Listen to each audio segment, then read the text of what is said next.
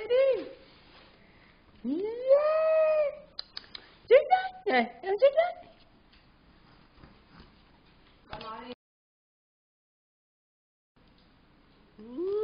Nói gì? Đấy.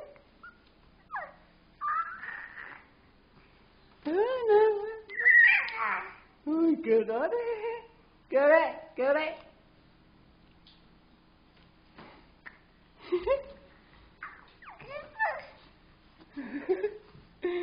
Sướng quá cậu dễ nghe.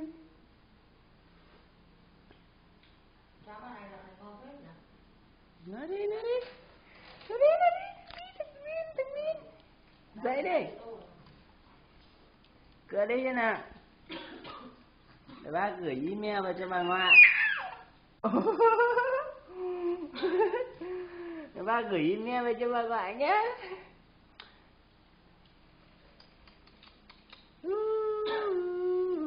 Chả biết quay ngang quay dọc như nào nữa.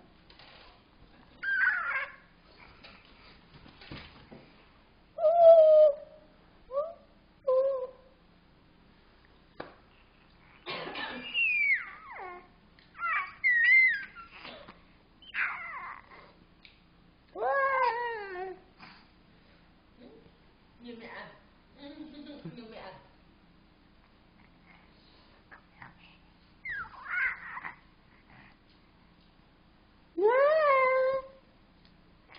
Ở chị ba cho một cái.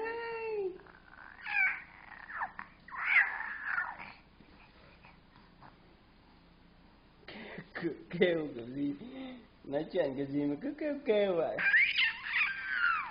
Không biết nói à? Không biết nói à? Bác quay con chim bạc đục cái này. Cười đi. Cười đi. Cười đi. Đây.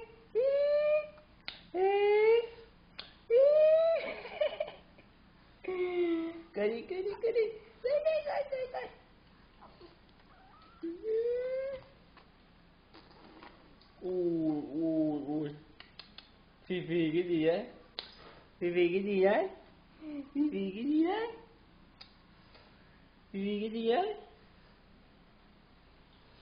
gì đấy? Hả?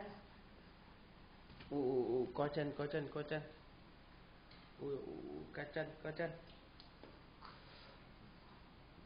Có chiếc kim máy ảnh này không? Có chiếc không? Ui. Dậy. Dậy này, chân này. Dậy này. Ui dồi, phẹt à.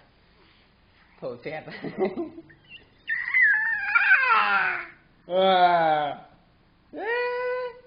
Nào phải kêu to đi. Đừng biết phải kêu to đi.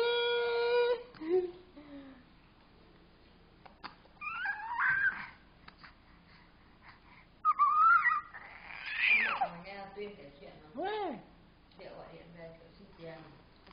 Nên Tuyên bác mẹ cho. Liệu bảo xin tiền học phí, tiền gì mua tài liệu, tiền đi chơi với anh ấy. Đấy. Tuyên bảo tiền cho nó. Có đi chơi anh Thụy anh cho hết rồi. Chẳng nhâm cho nó tiêu được thế nào. Đúng không? Đang sợ tiêu bữa bẩn. Thế là nội cắt luôn.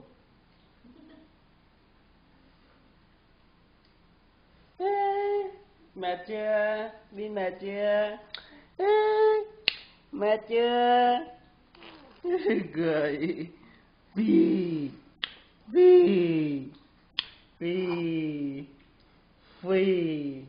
Thằng nào phì đấy? Thằng nào 11 giờ mà chưa ngủ đấy? Hả? Nghịch tay rồi. Lại nghịch tay rồi. Dãy rồi. Cười đi.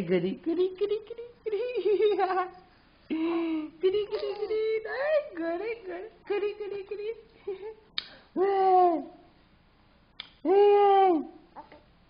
À, vâng. Nghịch miệng đấy.